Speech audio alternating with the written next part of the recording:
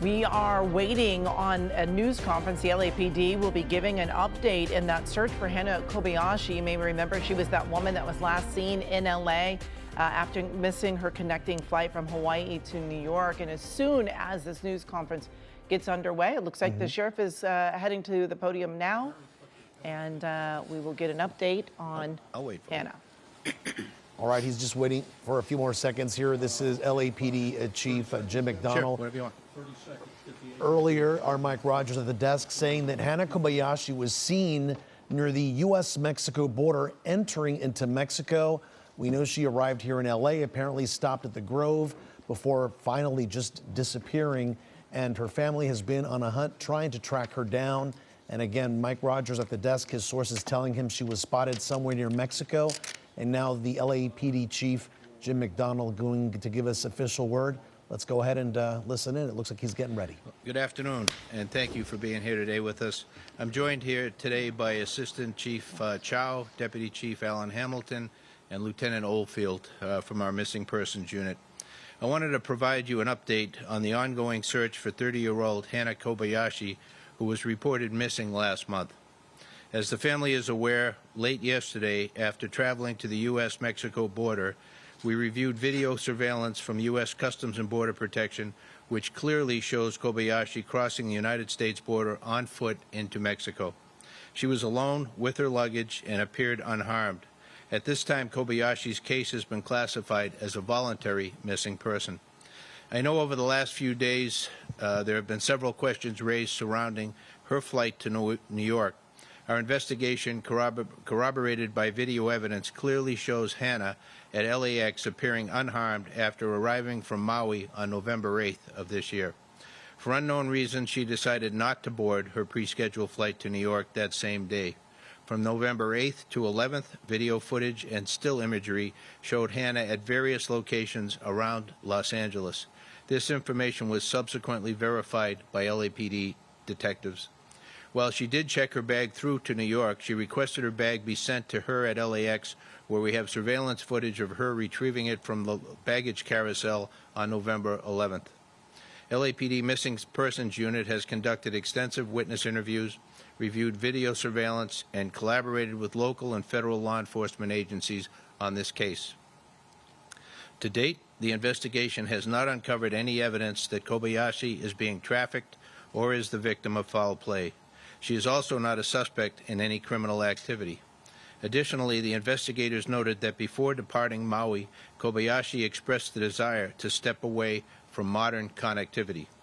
Our priority is ensuring Ms. Kobayashi's safety and well-being, and we urge Ms. Kobayashi to contact her family, law enforcement, or personnel at the U.S. Embassy to let us know that she is safe. She has a right to her privacy, and we respect her choices, but we also understand that the concern her loved ones feel for her. A simple message could reassure those who care about her. While the LAPD investigation will not continue into Mexico, if anyone has credible information about Hana's whereabouts, please contact local law enforcement. If Kobayashi returns to the United States, law enforcement will be notified. The missing person case will remain active in the missing and unknown system until her safety is confirmed by law enforcement. Anyone with additional information regarding this case may contact the Los Angeles Police Department at 877-LAPD-24-7 or 877-527-3247. Anonymous tips can also be submitted to Los Angeles Regional Crime Stoppers at www.lacrimestoppers.org. Let me open it up now if you have any questions. If I cannot answer them, if the detail is such, I will refer it to one of my partners here. I'm sorry, say that again?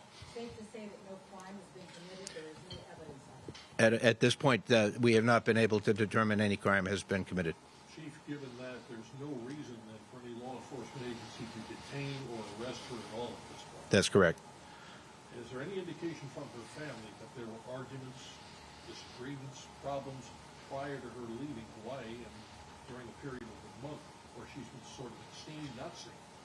Yeah, I mean, it's no indication that there would be anything to cause this to happen in this fashion. for her to go off. But like any family situation, you know, who knows what the dynamics are. How did you learn that she had a desire to disconnect from modern technology? How did you learn that piece of information? Yeah, let me address that to Lieutenant Oldfield, if you would, Doug. LT, your first and last name, please. Douglas Oldfield, Douglas, last name Oldfield, Oldfield. I'm the officer in charge of the Special Enforcement Section out of Detective Support and Vice Division, which handles the missing person unit. Good question. Right. So for the question of whether she wanted to disconnect, by looking at her past social media, we then saw indications that there were some desires or posts that would be consistent in somebody who would have the desire to disconnect from their phone.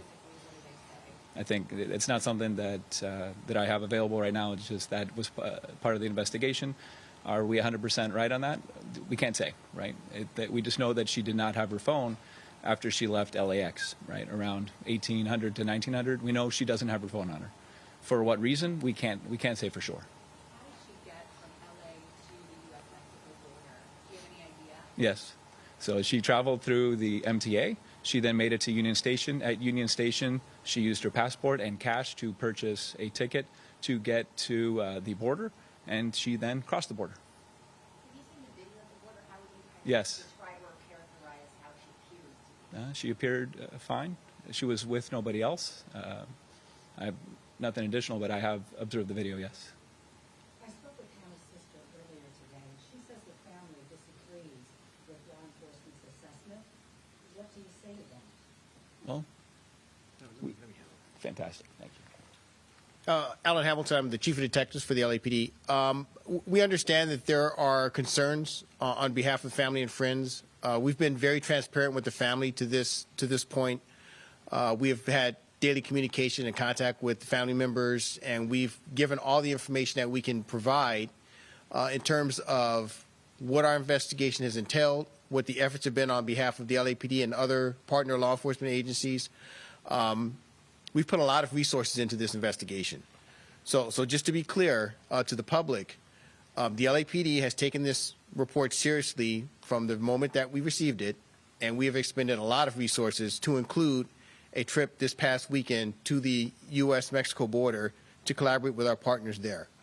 So this is an investigation where we've done a lot of things face-to-face with our partners, and we've done we've gone to extraordinary measures in terms of our technological investigations in this case.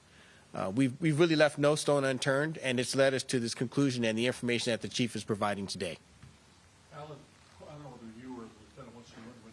Is there anything in the information you gained from previous messages, things like that, which mentioned a name of a person, a group, or something that might have a sister in disconnecting from society?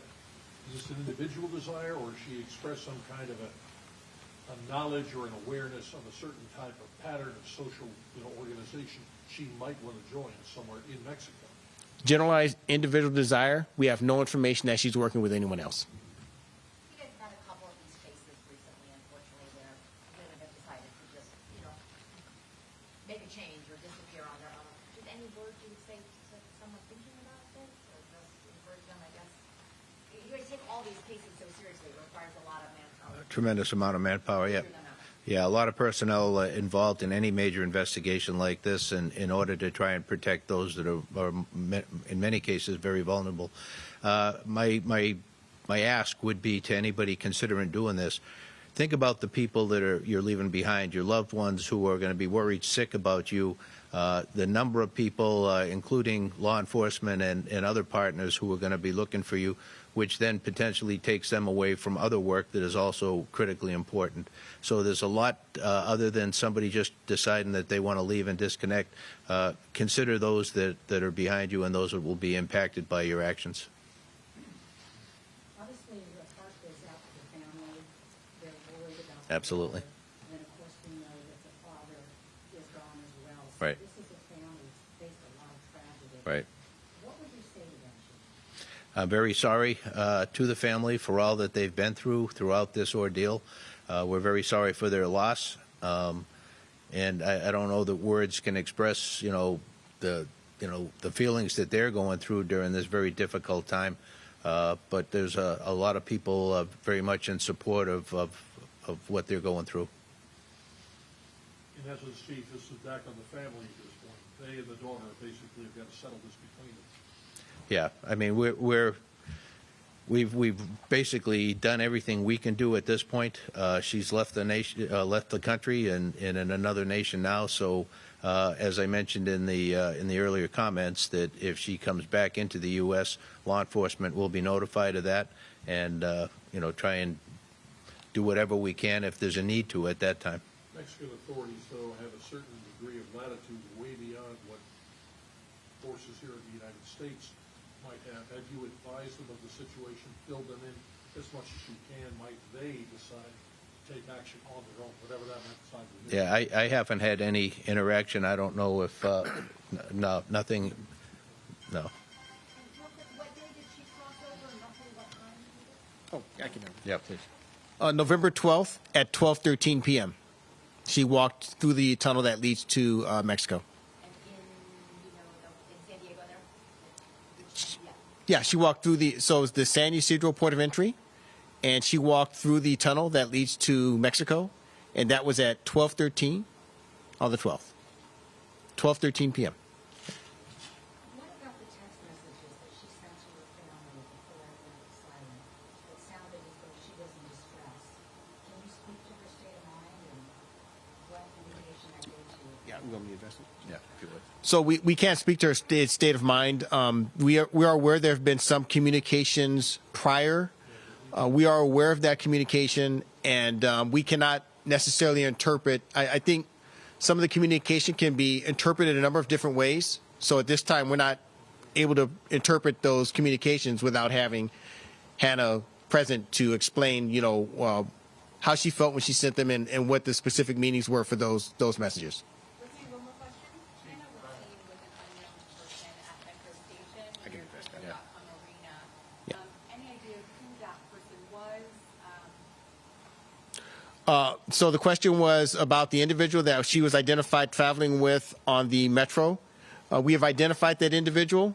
That individual was cooperative in the investigation. That individual cooperated by allowing himself to be interviewed with his attorney present and family members. He gave a full disclosure of the entire sequence of events.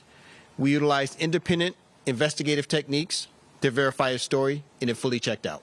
What was the relationship? What was the connection? They met at LAX. Right. Thank you. Thank you.